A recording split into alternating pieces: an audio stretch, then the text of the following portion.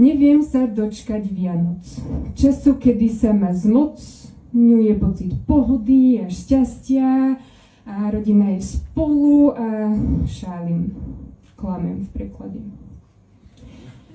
V skutku sa ma zmocňuje panika a chcem si hlavu schovať v šáli. Ale nemôžem, lebo šál dostanem až pod stromček. Úzkosť? Ček. Cinká mi telefón a SMS hlási o meškanie balíka. Neviem dýchať, líca mám červené ako paprika, klopú sa mi ruky a pri každom poste, v ktorom svieti nápis Vianky, mi oko tyká.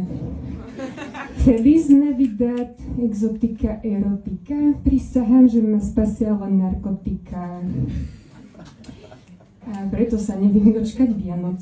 Času, kedy si Xanax nemusím dávať už len na noc. A času...